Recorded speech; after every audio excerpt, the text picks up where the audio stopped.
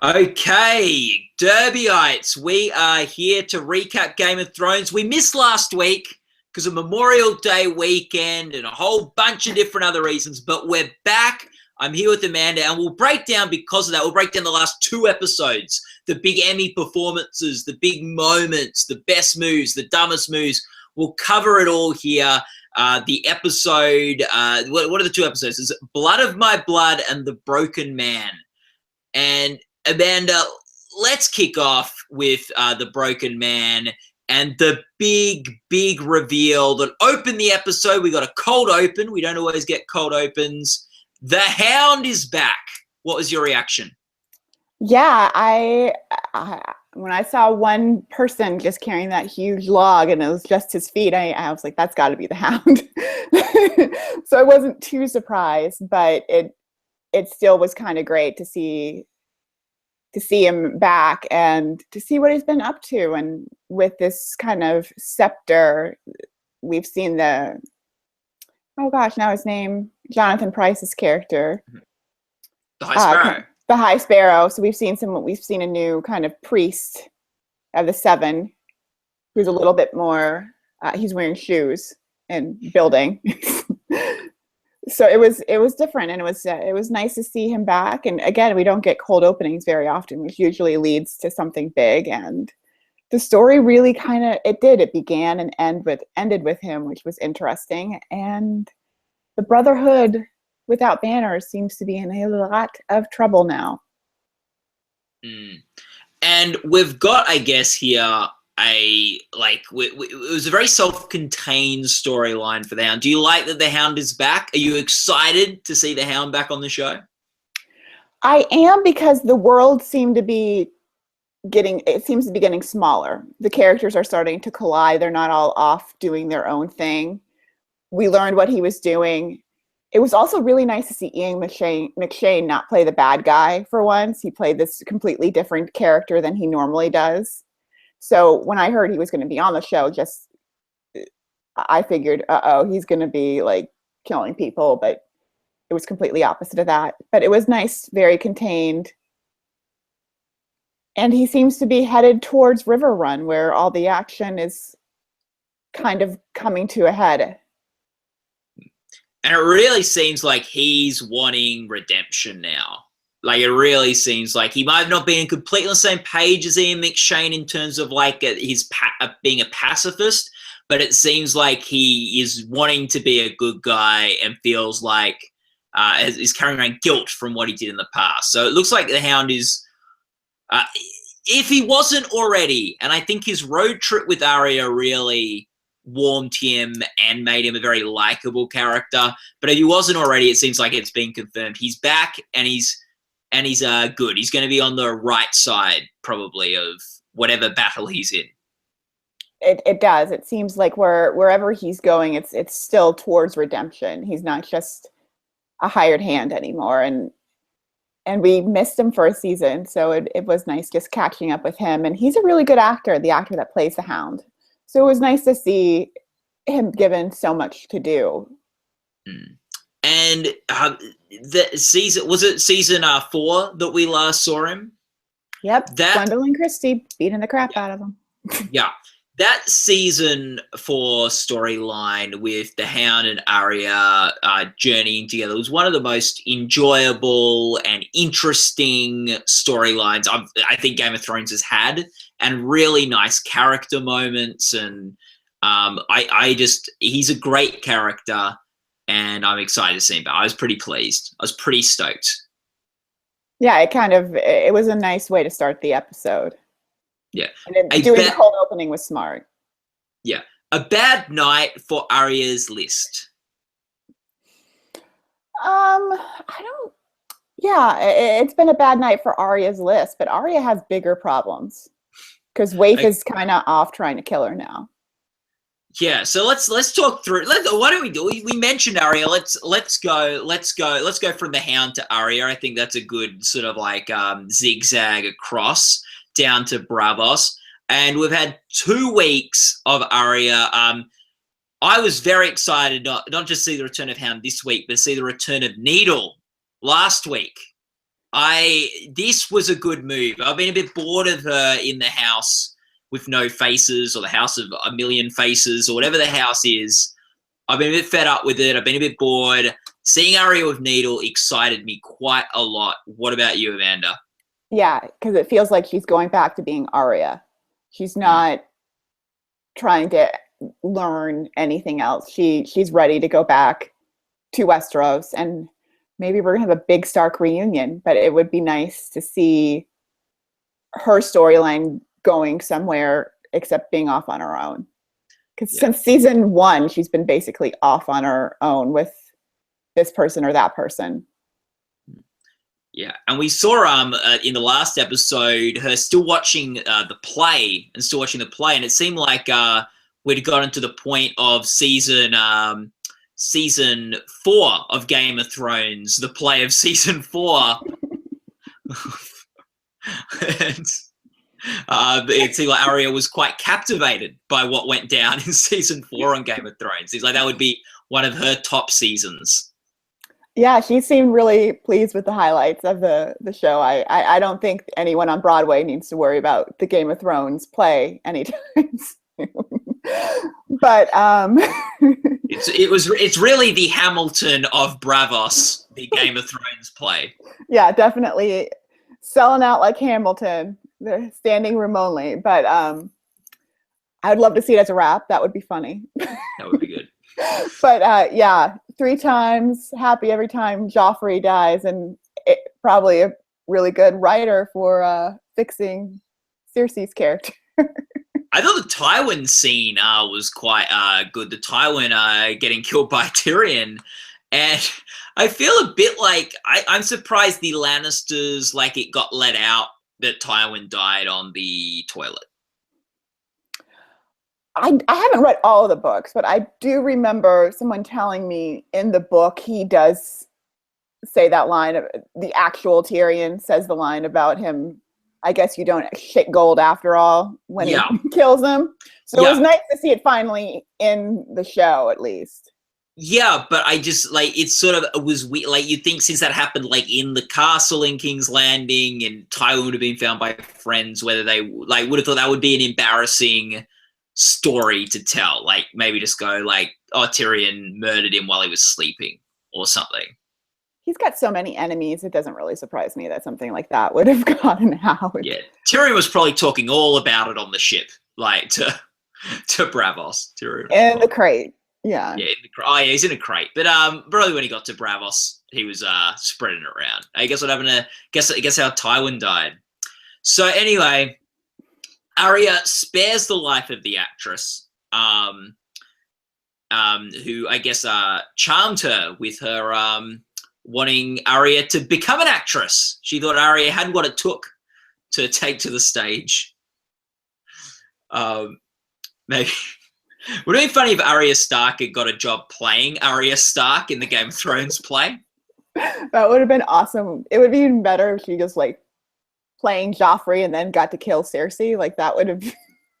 Yeah. Like, she's giving, like, a bit of notes as well. Like, yeah, play it this way. Like, it doesn't sort of, like, give this character that.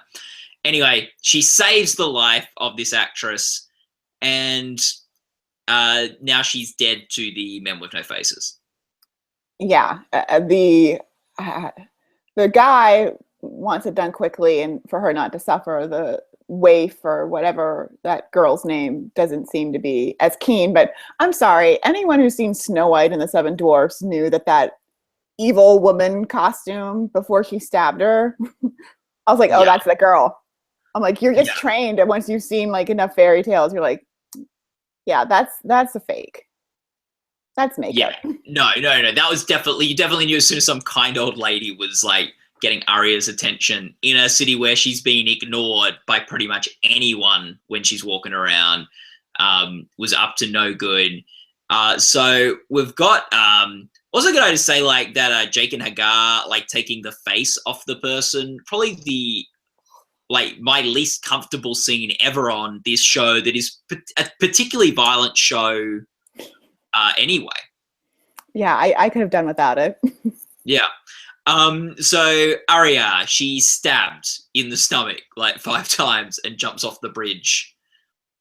Where does this leave Arya? This is not a good spot, and she's walking through. I think for the amount of time she was stabbed and where, holding up well. She appears to be holding up well. No one seems to be noticing that like a 13-year-old girl is bleeding from the stomach as she's walking through Braavos, which is weird. I don't think they care. Yeah, clearly these people don't care about each other. But I just don't see her dying because it doesn't make sense for where she is and what happened. She's not dead. She's not dying. No. If she's dying, I think she would have been clearly dead at the end of this episode. And that would have ended the episode with it or something. I don't think that she's dying like that in that way. But I think some other major character would have known. I just can't imagine her dying and no one else knowing about it. Even if it was like Tyrion. I just can't imagine her not bumping into somebody else who would know her that would be able to say, no, she's dead. Yeah. No, I completely agree. Arya is fine. Guys, don't worry. She'll be good. I've read a few online theories as to what may have happened to Arya. I don't know if they're good to share now. I don't want to spoil things for people. I don't think there's spoilers. But anyway, read online theories, guys. Just go on the internet, search and stuff. So we've got Arya. She's dead. Not dead, but she's stabbed. Where do we want to go now? Well, I guess nearby, across the sea, Theon Greyjoy and his sister Yara. How do you find what do you think about where they're up to, Amanda?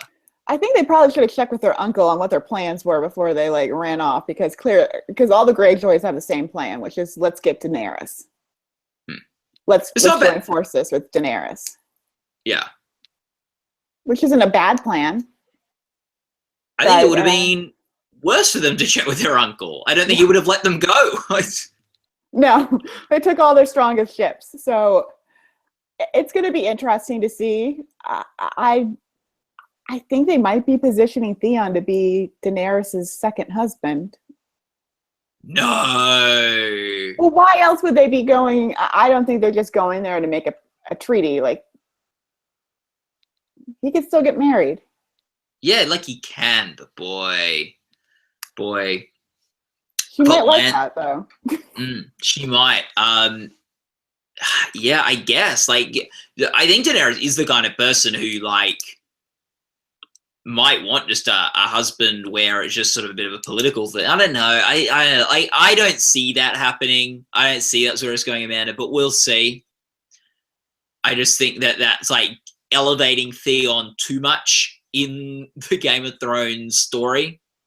Maybe, but I just don't see I don't see Yara just letting them make an alliance with him without getting something, because she was pretty intent on getting Theon back to being Theon.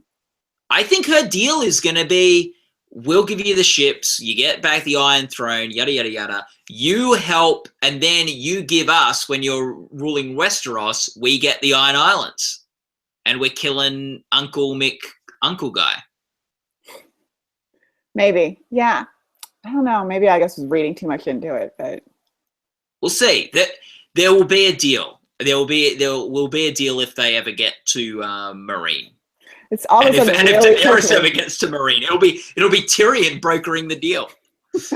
By the way, this Unsullied man is now going to be your husband. He's going to really be behind. Yes. Yes. You have to marry this character, Daenerys, and they'll give you their ships in 7 years. Yeah, all of a sudden it's really easy to get to these places. I mean, it took seasons for like Arya to get from one place to the other, and now all of a sudden it's like really easy to get to Meereen. Like, yeah, well, I think the current is quite a fickle. I think it depends which way you're going, because I remember like when Daenerys was trying to get on the boats with the Dothrakis to Westeros, it was very slow. So when you're going sort of this way, it's sort of very slow across here. But apparently coming from like the Iron Islands this way, you can get like in an episode all the way down to like Atlantis or wherever it is down here. So it's like very depends which way you're going. I haven't studied the map as much as you have as far as the weather Yeah. in Westeros. Westeros forecast. We're gonna anyway.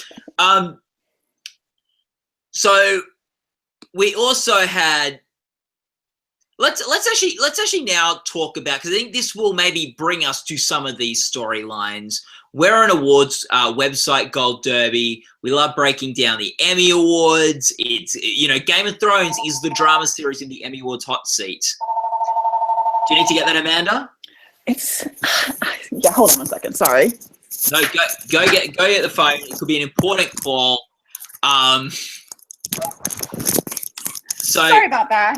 No, that's okay. So, I thought that phone was dead. it's the Jon Snow of phones. Yeah. Although no one thought Jon Snow was dead. No one really believed Jon Snow was dead. No. So we love talking about Emmy Awards. Game of Thrones is the big Emmy drama series. It's the carryover champ of Best Drama Series. Let's talk who in these two episodes, who in Blood of My Blood and The Broken Man, has been given the best Emmy tapes? Who has now a performance that they can put forward as an Emmy, as an Emmy case, as something that voters can watch and it might help them? I would say probably Diana Rigg, and then maybe Ian McShane. Drama guest actor is probably the only place where they could get some more nominations. Okay. Ian McShane, I think, is a good one. He needed to be in less than 5 episodes. He was only in one and done, as you were saying before we did the show, Amanda. So, yes, so Ian McShane, he's got a good performance, a good couple of scenes. He's a known name. Put him in your maybe pile for a nomination, and could be a good enough performance to win. I wouldn't say he couldn't win with that. Would you agree? I wouldn't say he couldn't win, because I think, again, if you're familiar with him from Deadwood, and that's the only thing you've ever seen him in, you know he is the villain. And he is known for being able to play that kind of dirty and rough character. And this time we've got a completely different character from him. And that could be enough to maybe put him into the winner's circle. Yeah. Okay. Who is the other person you said, Amanda? Well, now that I think about it, I'd say Diana Rigg, and if they enter Jonathan Pryce for supporting actor, he's had a really good season just outsmarting the Lannisters at every turn. Yeah. So let's maybe talk a bit about the King's Landing sort of stuff now before we go to my Emmy notices from the 2 episodes. And Diana Rigg, she's really good. She seems like she said she's leaving King's Landing now. So assuming we don't follow her on her journey, or she doesn't need to pop back in a couple of episodes because something else goes down, she is now in the guest actress category for the Emmys because she's in under 50% of the episodes. She's only in 4. And you think, Amanda, this is the episode for her to submit? This final, The Broken Man is her episode? Yeah, I know you loved her in 2. Yes, I know. Very funny quip, but I agree that this is a much better performance. Don't listen to Matt. Go with this one, because you have at least 2 really long scenes where she kind of doesn't understand and she's begging her granddaughter, and then she really lays into Cersei with, "You are an idiot and you are the worst person I've ever met." Yeah. I'm going to throw in a mix for the Emmy tape. Though I think, like I've noticed in the last couple of episodes, what about Natalie Dormer? She, I think, has been great this season in playing this. Yeah, go Amanda. Yeah, no, I agree. That's all I was going to say. Yeah. Yeah. It's hard to think of her with the tape. She had a really good scene with her brother when she seemed on the verge of being broken, or maybe even not being broken, which was, I think, a really good scene. I think last week, Blood of My Blood was really good with her with the Tommen thing and her talking to Jonathan Pryce. And I think this episode was a really strong one for her as well, talking to her mum. It's unfortunate it seems like all her good scenes are spread out over multiple episodes rather than all falling in one. But I think now, after her having, like, every episode she's in, it seems like she's got a strong scene, and I think there's a good case for her to be made as should be in the discussion for the Emmys this year. Unfortunately, she's now on episode 4. So if she's in another one, she can't be in the guest category. She's got to be in the supporting actress category, which is going to be a much tougher sell for Natalie Dormer. Yeah, that's the problem. And I know she submitted herself in the past for supporting, but yes, the show's never submitted her. And I don't know if I were the show, if I would submit her over maybe Sophie Turner or Maisie Williams. It's really tough. That's a tough one. But she has been really strong all season. Yeah. And look, she submitted herself in the past. She'll probably submit herself. I can't imagine this year she wouldn't submit herself. Her material's been just as good as any other season she's had on the show. Her material's probably the best she's had in a couple seasons. Yeah. And I think the Broken Man episode is probably her best one so far, just because she had the long scene with Jonathan Pryce and she had the scene with Diana Rigg. Yeah, she doesn't really emote a lot in either of those scenes. No. But she's in a lot of it. I think Jonathan Pryce has been kind of a standout this season. This was supposed to be Kit Harington's season, and we still have a couple episodes left, but Jonathan Pryce as the High Sparrow has really cast his web, and he's had a few good episodes that he could kind of pick from. Which episode would you submit for him? One of these two or a different one? Probably the last one where he's facing the army and yeah. He's like, sorry, boys, I already figured what you guys were going to do out. Yeah, Blood of My Blood would be his. Yeah, I think that'd be the right one for him too. Now, John. So let's see. What do you think about where the board sits for King's Landing at the moment? We've had Marjorie and Tommen cross over to the High Sparrow side. Cersei still with the Mountain at her disposal, but seemingly back to her corner. Jaime being sent off, and Diana Rigg getting out of Hoka. It's really just Tommen, Cersei, and Marjorie are the only 3 people still in King's Landing, and the High Sparrow are the only 4 people in King's Landing anymore. Yeah, there's not a lot of people left, but I don't know if Marjorie is as devoted to the faith as she's pretending to be. No, this is good. Give me your thoughts, Amanda, because I'm on your page. Yeah, when she was convincing her grandmother to leave and giving her that rose, it's kind of like it's going to be okay. She's got plans. Yeah, I think she's playing them, and if I was that scepter, I would not be comfortable hanging out in the castle with everybody hating me. Yeah. So, so I think Marjorie is like clearly, what do you think that the picture of the rose she gave to the Queen of Thorns meant? I think it just meant that she's still on her house's side, that she's not turned fanatic. She's playing them more than anything. Yeah.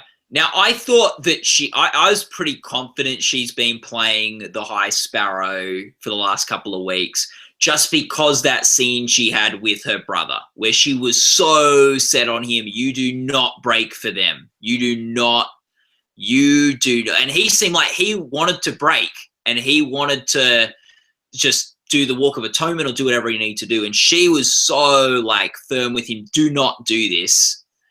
And then, it seems like he hasn't yet. It seems like he's still in jail. So, I think if she'd really turned over to the High Sparrow side, she would be going to meet Loras again and say, hey, jokes, you better just do the atonement thing. I've done it. It's all good. So I think that to me is just, and I was just really disappointed when the Queen of Thorns opened that note and it was just a picture and it wasn't like a letter telling us what Marjorie's plan was. Yeah, I'd like to know what Sansa wrote and who's that going to also. So a lot of letter passing. Well, we'll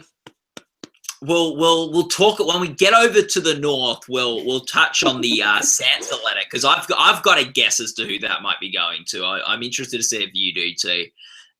So I think Marjorie's playing at something. It'll be interesting to see. Like, I think the good thing for Marjorie at the moment is I don't think Cersei or Tommen or the High Sparrow, the other three people in King's Landing, are aware she's playing something. No, it doesn't appear that they're on to her. That's a good spot to be in. I think Marjorie, one of the strong movers at the moment in the game, though she's playing a very high stakes and a very risky game. So she makes one mistake, she could be in a lot of trouble.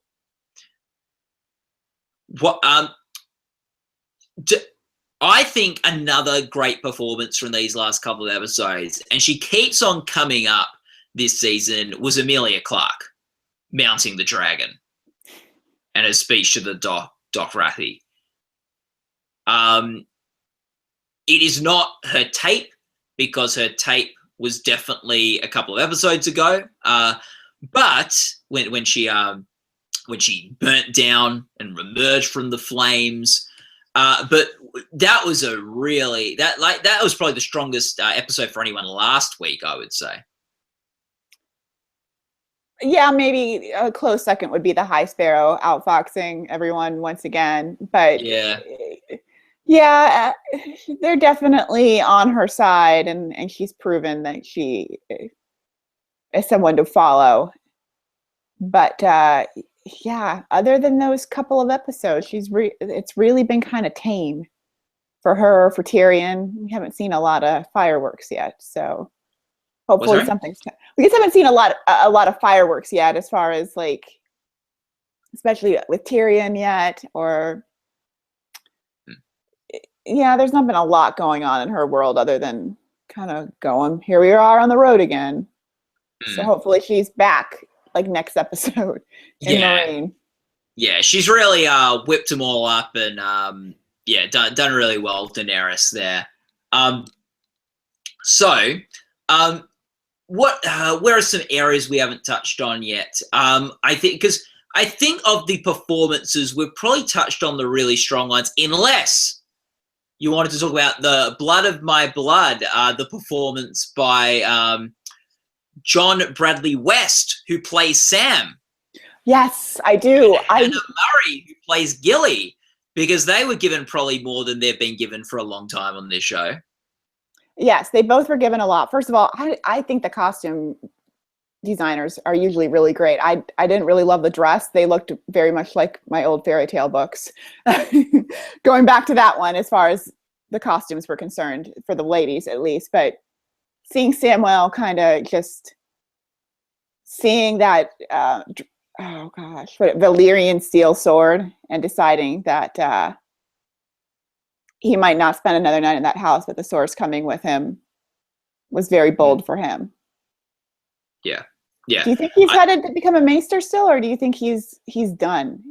He's about to leave and just be with Gilly?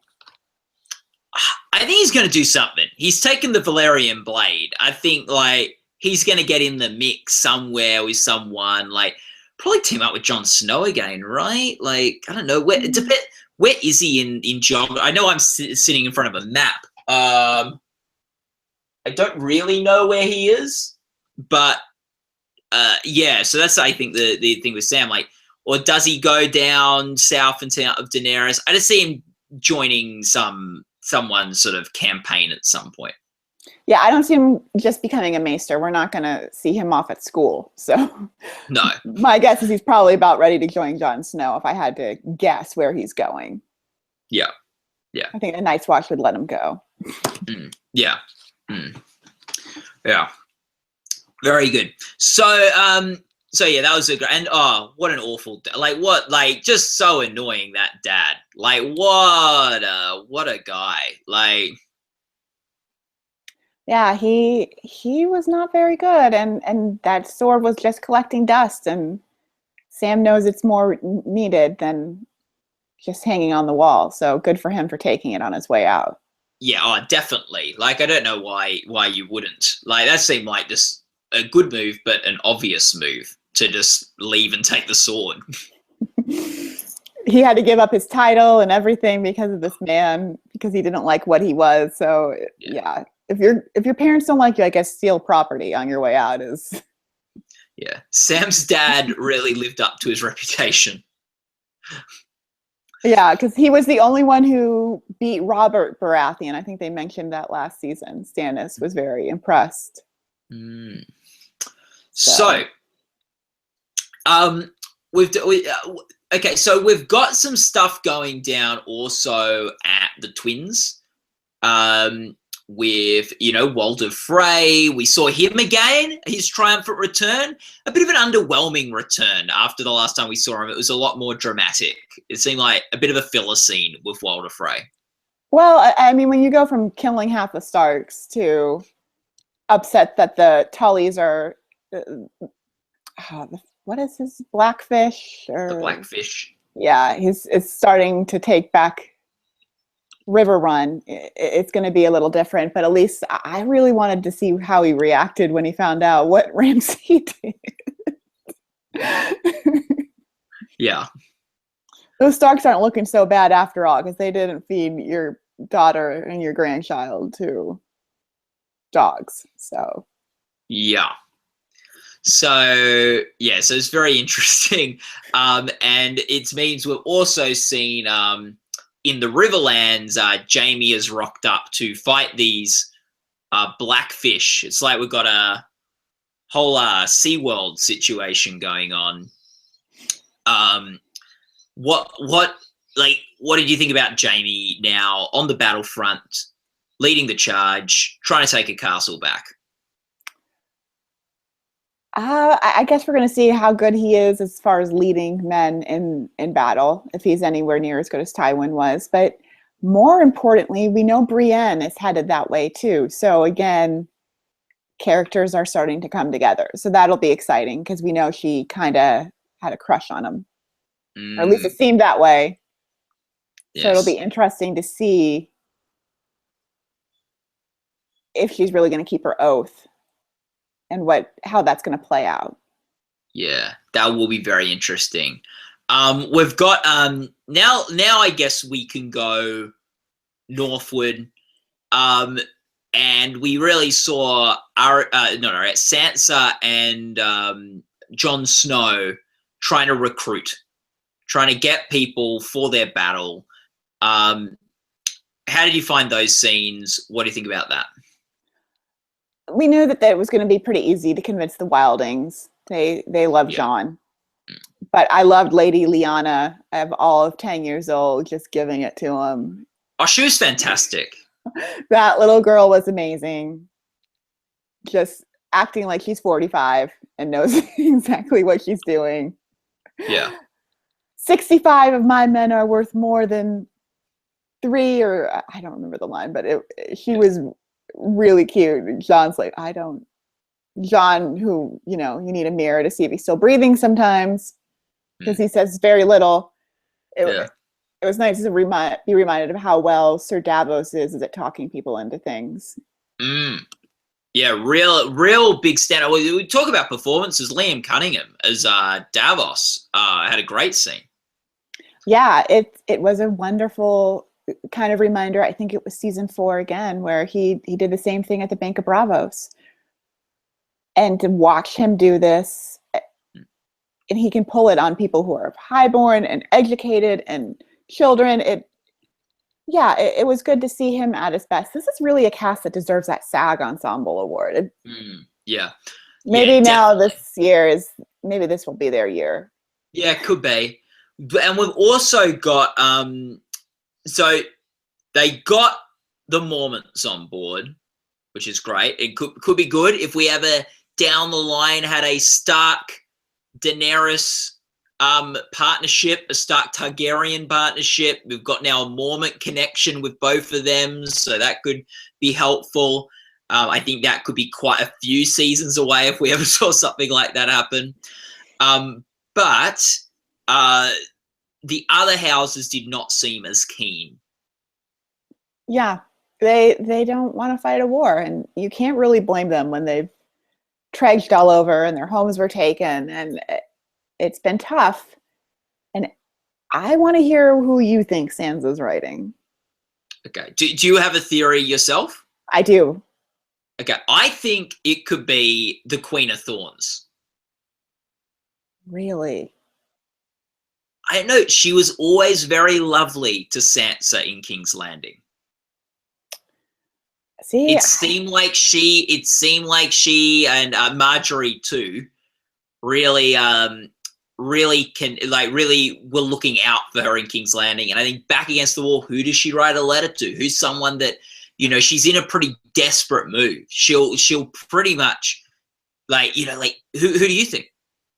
Littlefinger. I think she's going to write for the Vale's help, because she knows that army has not been used. That was my guess, is that she's decided, as just regretful as she looked about writing it.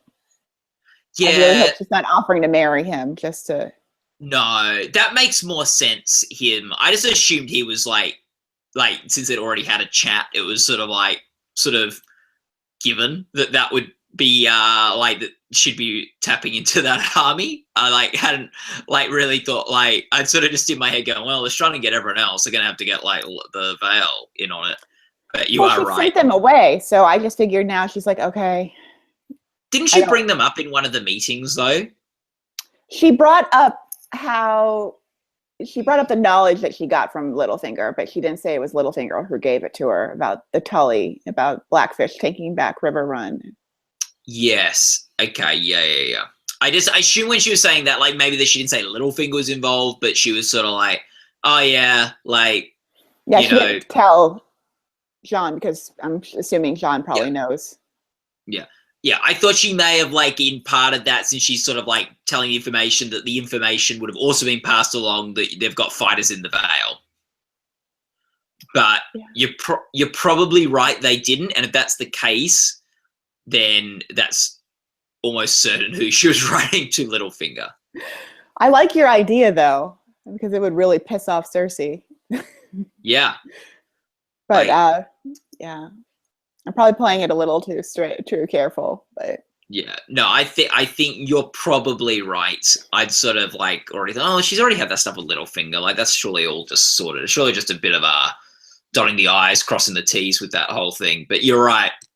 Though a letter to the House Tyrells would be a big move, and I guess we'll find out next week what move Sansa made. One area we haven't touched on yet was from the Blood of My Blood episode, North of the Wall, Bran getting saved by Benjen Stark. He's back. Amanda, quickly give me your thoughts. I wonder if he can go past the wall, because I'm a little curious how the magic works. Does he have to stay behind the wall, or can he go be part of what's going on at with the rest of his nieces and nephews? But yeah, it was good to see him. Hopefully Bran will learn to control this, and will learn some more about what he saw in those flashbacks from earlier. Because I think we're going to maybe learn what Jon Snow's lineage is this season. Maybe. Or maybe they'll drag us on for another season. I hope not. Okay, so we've talked about some of the big moves. Who made the best move in each of the past 2 weeks, Amanda? Who are your 2 MVPs?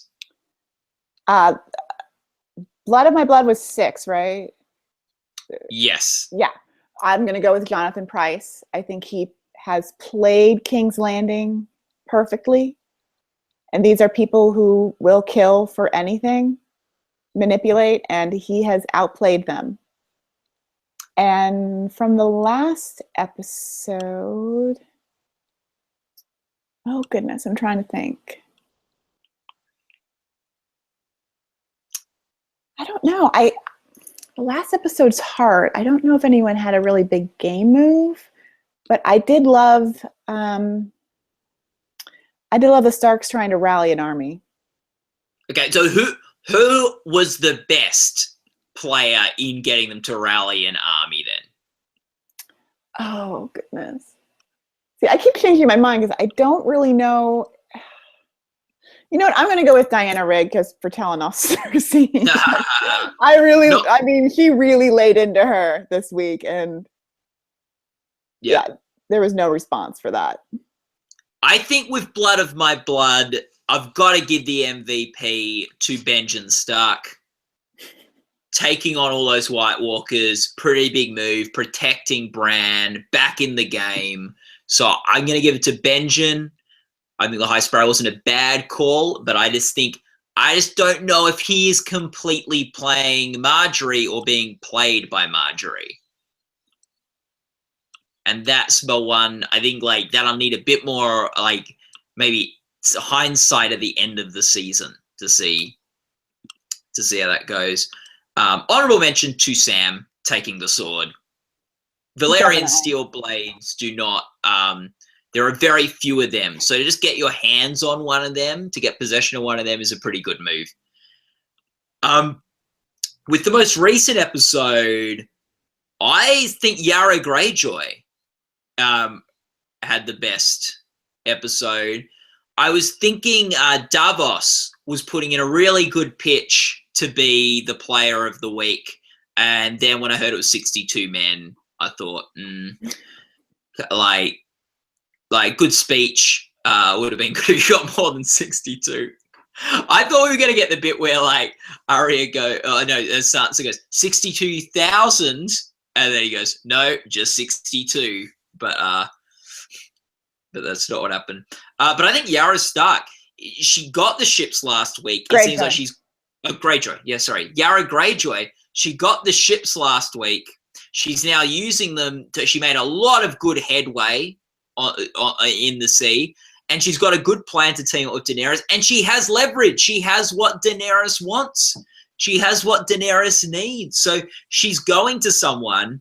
I think she'll have a pretty good deal for Daenerys too. So I think she's got a good plan and she's executing it well. Yeah, so I think Yara Greyjoy is the big mover of this week. Yeah, I agree with that. Yeah, I like Yara. She's definitely got a plan, and she was a little upset she was not made queen of the Iron Islands. So yeah, no, for sure.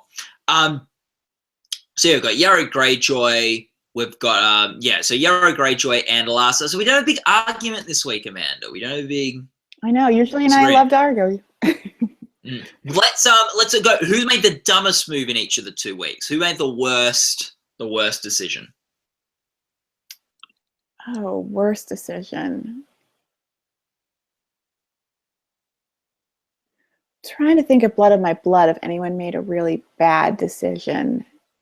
Yeah, I'm skimming through it now. Like, I'm thinking the phrase in general. They just don't seem to have the brains to kind of pull this off themselves. Who's this? The phrase. Yeah. Even with all the leverage they have, they just over the past 2 episodes have just been not. They haven't been very effective. And one of the things I remember from the trailers is the big scene where they're having like a big banquet, and it looks like trouble's coming. So. We haven't seen that yet, so I don't think they're exactly safe. Yeah. I would say like dumbest move from that episode would be I'm thinking Randall Tarly for losing a Valyrian steel blade. He wasn't using it. I mean, it's just sitting there. I don't know. It seems like something pretty valuable. Like that because he teased his son so much, and then his son gave son the opportunity to just like get back at him really easily, but stealing his sword and running away. Well, I don't think he thought his son had the nerve, and Gilly tried to warn him. Yeah, you could say also Tommen, because he's really just being manipulated by whoever. Like, he's really just doing whatever people tell him to do. Oh yeah, but that was going to be happening regardless of who it was. Yeah. Tommen is the kind of person where you want to be the last person to speak to him before he makes a decision. Yeah. If you're the last person who speaks to him, you win. We all know someone like that. Yeah, we do. Yeah. Whether it's dinner or whatever their big decision is, you want to be the absolute last person they speak to. Yes. Okay. This week, who made the dumbest move? I've got a clear front runner in my head, but who's yours? Dumbest move?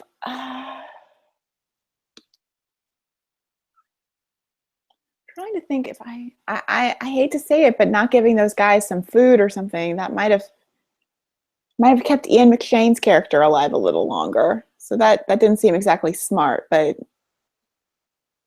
they're going to be avenged, excuse me. Yeah, that's my one, Ray. Like, not his head not in the game at all. Ian McShane, the Hound was trying to tell him, you can't just you got to do something. You can't just let the guy even foreshadowed completely what they were going to do. You got to be careful at night or whatever. Yeah, he was just not ready for a fight, and you needed. I respect the not wanting to be violent and to be walking away from that, but you got to, if you're going to be attacked, be ready to defend yourself and defend your people. It wasn't just all about him. It was look at all those people that died because he didn't want to come up with a plan with the Hound. The thing I don't understand is no one screamed that. How far away was the Hound that he didn't hear any of this happen? That's where was he that he didn't hear a scream? Yeah, I agree. Maybe the burnt side of his face means he doesn't hear well from that ear or something. I don't know. Yeah, something's going on there. Yeah. But very bizarre. I think dumb move to Ian McShane's character, whose name is Ray, apparently, according to Ray. Good job, Ray. He's done. He's out. It could be good for an Emmy for Ian McShane, though. If he'd been around too long, he would have been eligible in that guest category. Well, he came in at the right time because he would have only been in 4 episodes, so. Yes. Yeah. When I saw him, I go, oh, great. He can be in the whole rest of the season. I hadn't read what you had, that he only was in 1 or 2 episodes. Yeah. So he might be finally ready for his overdue Emmy, but yeah, some of us think he's overdue. Some of us don't, but yeah. I think with Ian McShane and the Emmys, I think a win for Deadwood would have been deserved, and he's a great actor, and I think it's fine. I think since it was a show that was only on 3 seasons, it's not one of the biggest Emmy crimes of all time. I do think that they were 3 pretty competitive years he was on. It's not, I think, the greatest performance ever by a dramatic actor or anything. So I wouldn't necessarily call him. I'd call him somewhat overdue, but not like John Hamm last year.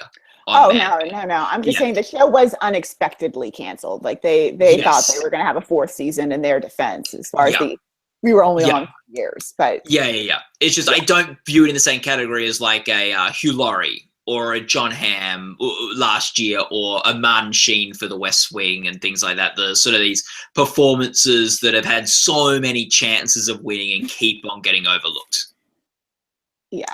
He submitted well, though. He wasn't one of those. He's probably one of the greatest performances never to win that category of lead actor in a drama series. Mm-hmm. I would put him, his quality level, in the same league of Martin Sheen or Hugh Laurie, or John Hamm. Yeah, and he has a good quality. He always submitted the right episodes. You can't say that he didn't win based on stupidity. Yeah. So anyway, so Ian McShane, so I would say somewhat overdue and maybe on his path to an Emmy win, the guest actor category. He might have to go through Max von Sydow, though, so we don't. Yes. And he is a legend. Yeah, I think if they go on tapes, Ian McShane beats him.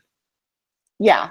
if they're just name checking, Max von Sydow might have a slight edge. Yes. Yeah, I think if they go on name checking, it'll be Max. If they go on tapes, it'll be Ian. So it's really interesting. But someone from another show could win. Don't count out Freddie from House of Cards. Oh, he delivered my favorite. He did the Diana Rigg this year with Go. Yeah. Yeah, it was great. It was like, I think I wouldn't count him out. No, I wouldn't either. Oh my god! The guest acting race. Yeah, the guest acting race. What a wild race at the Emmys. And then I want to finish with one question. And in the past 2 episodes, we saw I think if there's one common thing between the 2 episodes, it was returns. We had a lot of like characters returning that we thought were dead or that we hadn't seen in a while, that had sort of been bubbling beneath the surface. What return of all of them were you most excited for, and why? The Hound. We had so much more time with him to become attached to him.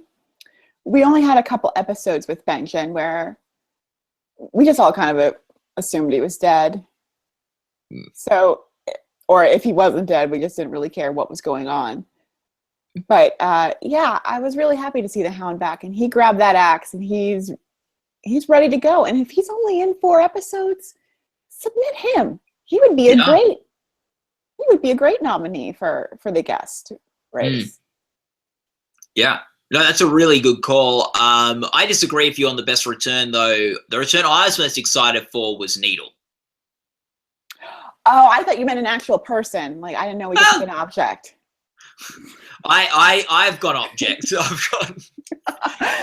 If it's got a name. If it's got a name. Yeah, I love Needle returning in pretty good condition from being buried in rocks near the water. So it's going to be interesting to see where she ends up. Yeah, and I think the thing with Needle, why that's the most exciting for me, is Ari is one of my favorite characters on the show, and I've been waiting for something exciting to happen. I think Needle sort of signifies a direction for her character that I'm very excited by. Absolutely. I'm done with the Hall of Faces or House of Black and White. Let's go back to Westeros and really just kind of see her get involved. Yeah, for sure. Yeah, and we know that with Game of Thrones, their last 3 episodes are always really good, so it's going to be exciting. Yeah, for sure. So I'm very excited. We'll next week we'll be doing another recap of the show. As far as I'm aware, there's no public holidays. No holiday. Yeah, so that's good. So we'll have a recap of the show next week. Thanks for watching, and go to the Gold Derby forums and join the discussion and keep on chatting and give us your comments. I'm going to put up a poll on Twitter, Amanda, this week of whose return people are most excited for. I'll put Needle. I'll put the Hound. I'll put Benjen, and I'll put Walder Frey. I think they can be the 4 options for people to choose from. I know who's gonna lose. Yeah, I've got a good guess too. Okay. Good chat with you, Amanda. Nice chatting with you too. Yeah, okay.